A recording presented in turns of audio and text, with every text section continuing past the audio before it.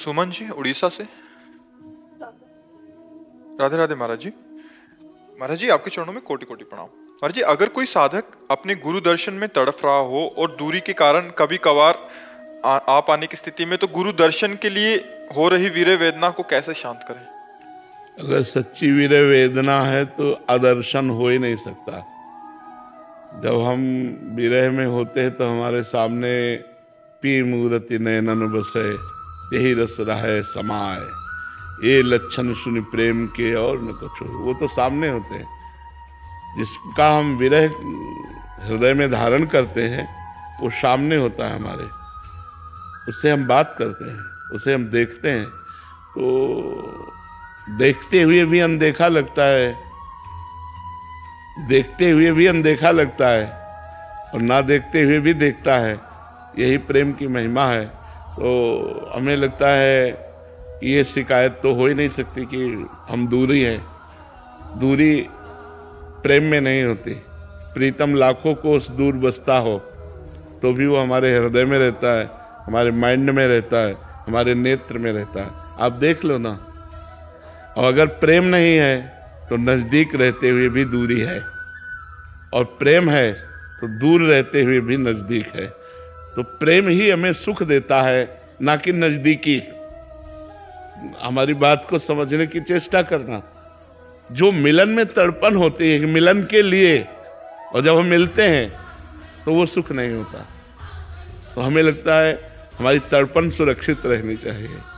तो भगवान अगर हमें विरह देते हैं अपना या अपने स्वरूप गुरु का, तो हमें उसे बर्दाश्त करना चाहिए कि हमको बहुत बड़ी निधि मिली है। अपने गुरु के लिए तड़पना, अपने इष्ट के लिए तड़पना, ये बड़े सौभाग्य का विषय होता है। इसको हम खुला ना करें, ओपन ना करें, इसे गुप्त रखें। जितना गुप्त रहेगा उतने हृदय के सारे विकारों का नाश करके गुरुमय बना देगा, भगवदाकार कर देगा।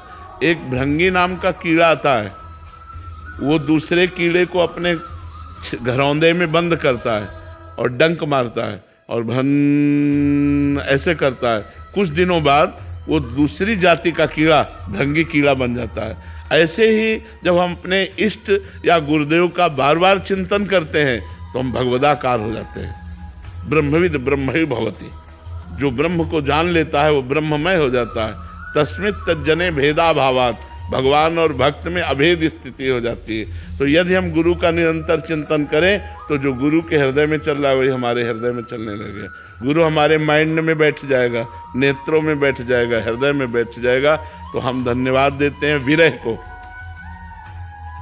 मिलन दूसरी बात है, विरह पहली बात है। विरह में जो तड़पन होती है, तड़पन में जो आनंद है, वो मिलन में नहीं देखा गया। इसलिए हम प्रभु के लिए तड़पें, हम गुरु के लिए तड़पें, ये हमारा सौभाग्य है। भवानी शंकर शर्मा जी। श्री हरिवंश महाराज जी। महाराज जी मुझे अहंकार रहता है कि आप मेरे गुरुदेव हैं। क्या ये अहंकार भागवतिक है अथवा संसारिक? नहीं, जिसमें प्रकृति जन्य शब्द जुड़े वो निंदनीय अहंकार होता है। मैं भगवान का दास, ये अभिमान तो हर समय बना रहना चाहिए।